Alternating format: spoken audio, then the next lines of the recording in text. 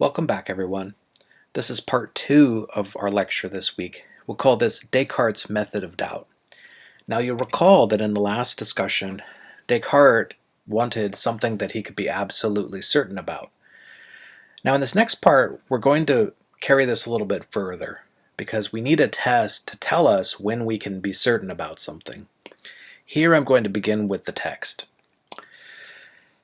Descartes says, to bring this about, to bring about the demolition of his opinions, I will not need to show that all my opinions are false, which is perhaps something I could never accomplish. But reason now persuades me I should withhold my assent no less carefully from opinions that are not completely certain and indubitable than I would from those that are patently false. For this reason, it will suffice for the rejection of all these opinions if I find in each of them some reason for doubt. Nor therefore need I survey each opinion individually, a task that would be endless, rather because undermining the foundations will cause whatever has been built upon them to crumble of its own accord. I will straightway attack those principles which supported everything I once believed. So the main idea here is that while we wanted earlier some way to know whether we're certain about things, what Descartes is going to do instead is say, look, it's possible. Can I find some possible reason to doubt something that I believe?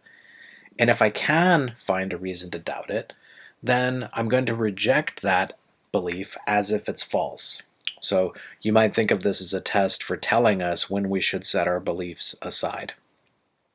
Now the next part comes here, and I've highlighted this in orange. Descartes continues, surely whatever I had admitted until now as most true, I received either from the senses or through the senses. However, I've noticed that the senses are sometimes deceptive, and it is a mark of prudence never to place our complete trust in those who have deceived us, even once. Now, the first candidate here is the senses. And so the idea here is that for many people, they would think, what do I know best of all? Well, I know best of all things that I receive from the various senses I have: sight, taste, touch, hearing, smell, and so on. Now the question becomes, what reasons do we have to doubt this as a source? The first reason would be that sometimes my senses make mistakes. For instance, I can sometimes think that I'm smelling something correctly, or that I'm perceiving something correctly, and I make a mistake. If you've ever walked in the park or you're walking in the quad on campus and you see someone in the distance, they look like a friend of yours, and you walk up to them and you realize, oh, you were mistaken, you didn't see them correctly. Or if you get sick, sometimes a food of yours that's your favorite, for instance, if pizza is your favorite food, let's say, when you're healthy, it smells great, it tastes great. When you're not feeling well, suddenly that thing that tasted great doesn't taste as good anymore. Now Descartes notices this, that there are sometimes mistakes that the senses can make. However, this is not the only reason why we might doubt the senses. And Descartes continues this. Now, the next problem will be what we call the problem of veridical dreams. A quick note here, the word veridical comes from the Latin veritas, and the word veritas in Latin means truth. So you might call these true-seeming dreams. I go back to the text now. Here we go. Descartes says, but perhaps, even though the senses do sometimes deceive us when it is a question of very small and distant things, still there are many other matters concerning which one simply cannot doubt, even though they are derived from the very same senses. Continuing now. For example, that I am sitting here next to the fire, wearing my winter dressing gown, that I'm holding this sheet of paper in my hands, and the like. But on what grounds could one deny that these hands and this entire body are mine?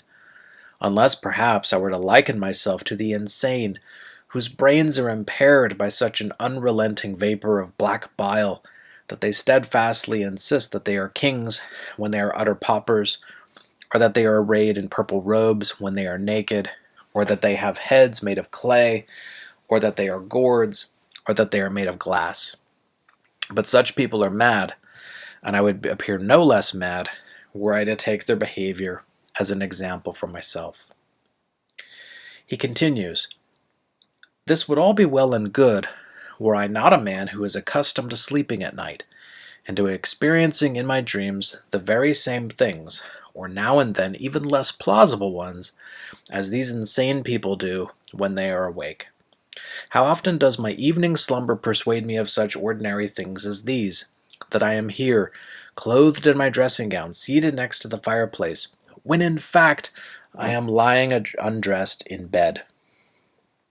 But right now my eyes are certainly wide awake when I gaze upon this sheet of paper. This head which I'm shaking is not heavy with sleep.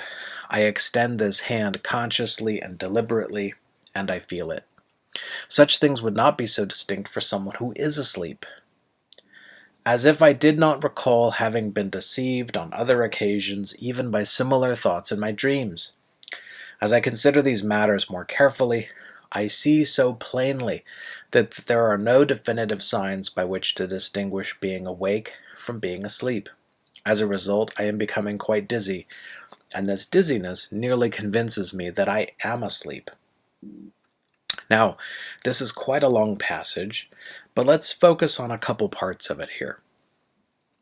First of all, the question was, right, can I find a reason to doubt the senses? Well, we saw that sometimes my senses make mistakes.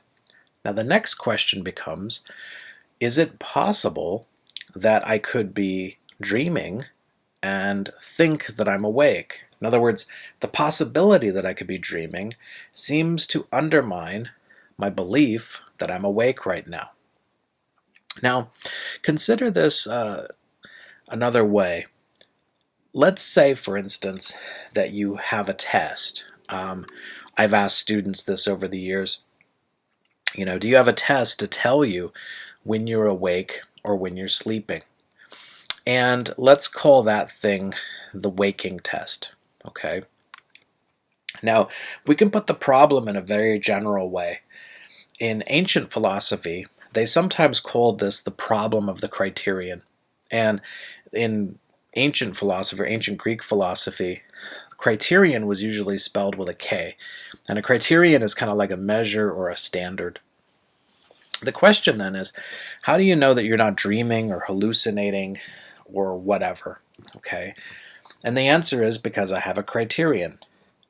The next question becomes, how do you know that that criterion works? Okay. So let's say, for instance, in this case, how do you know that you're not dreaming? You could say, well, because I'm performing the wake test right now. For instance, let's say that you pinch yourself, and if you feel pain, that means you're awake. Okay.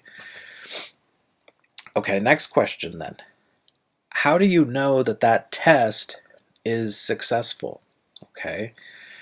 So let's add our little wake test in here again, like that. Now, so you perform the wake test. The next question becomes, how do you know that you're not dreaming that you're performing the test? And I think this is going to be the more difficult question to answer. Now, I'll give you two answers that are sometimes given here.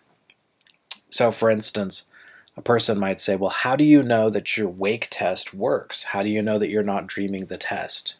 And they might say, in answer to this, well, I know that the test works because I have a backup test. Maybe, for instance, you test the first test by, seeing if you can fly or something. Well, does that help?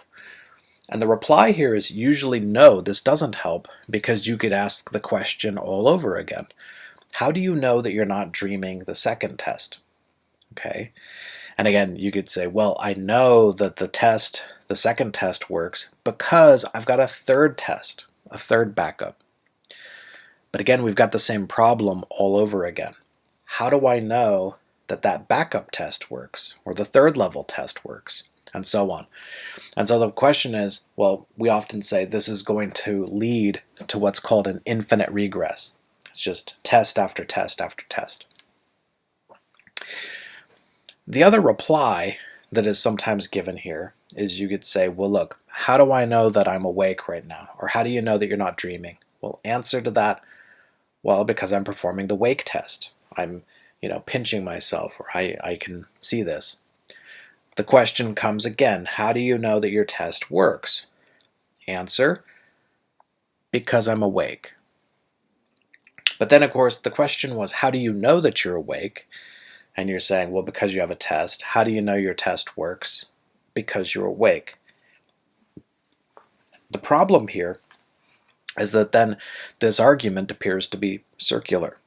We'll come back to this problem later, because it may in fact be a problem for Descartes himself.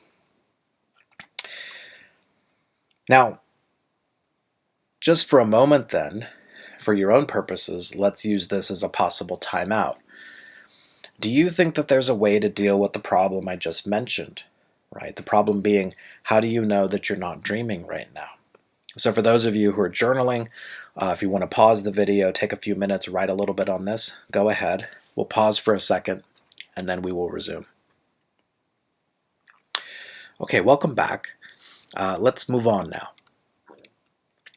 Now, because Descartes has cast doubt on the senses, he then draws some implications from this. In other words, if it's true that we cannot trust the senses, he continues. He says, thus it is not improper to conclude from this that physics, astronomy, medicine, and all the other disciplines that are dependent upon the consideration of composite things are doubtful, and that on the other hand, arithmetic, geometry, and other such disciplines, which treat of nothing but the simplest and general things, and which are indifferent as to whether these things do or do not in fact exist, contain something certain and indubitable.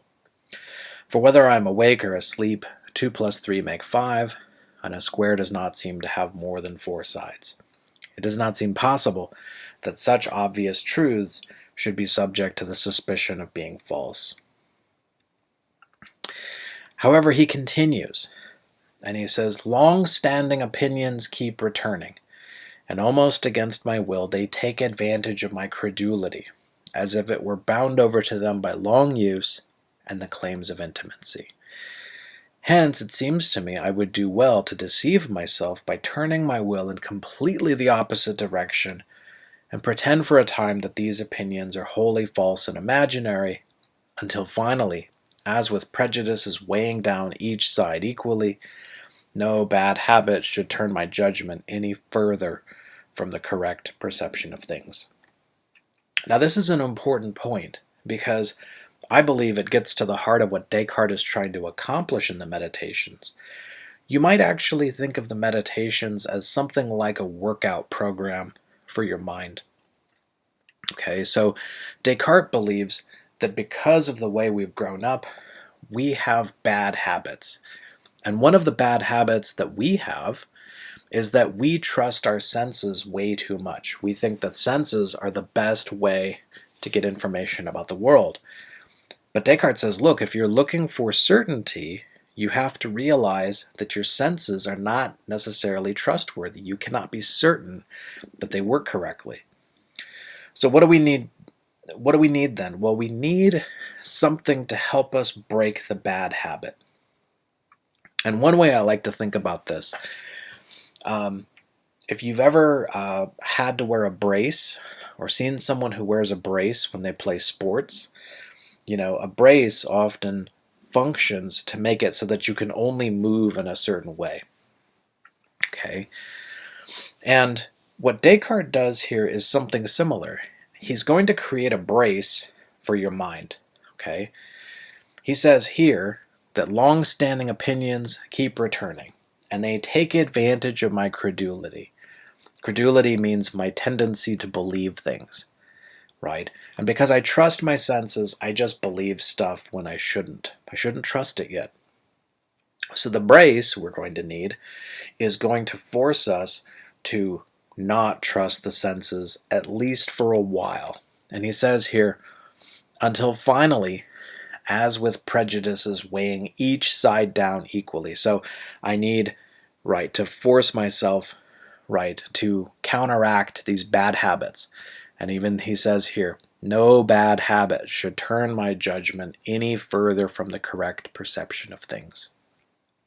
Well, how are we going to do this? Well, Descartes is going to use a kind of thought experiment. Return to the text here.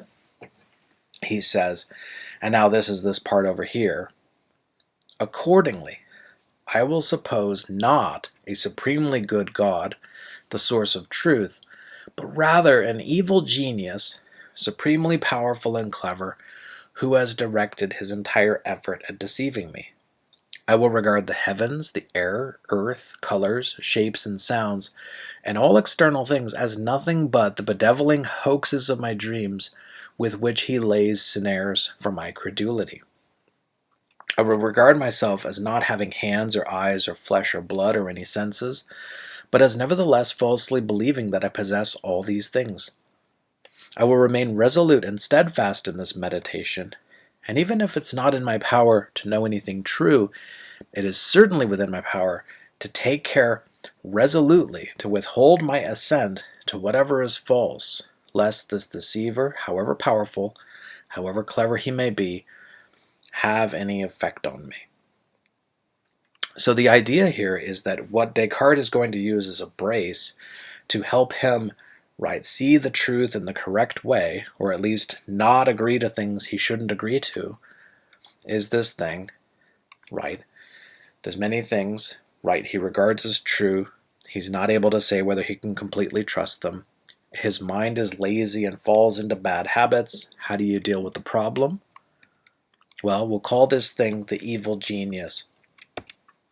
Hope you don't mind. I use Snidely Whiplash as my picture here for the evil genius.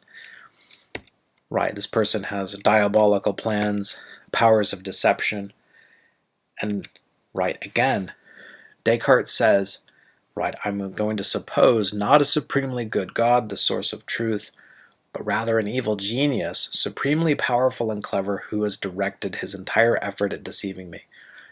And it's very important to emphasize here at the end, Descartes is not doing this because he believes that there's an evil genius. Again, remember this idea, the evil genius functions as a brace. We're learning how to not trust our senses the way that Descartes thinks we shouldn't. Okay? Now, this concludes meditation 1. I'll see you all in the discussion boards, and I'll see you again in meditation 2 in the next video. Thank you for listening.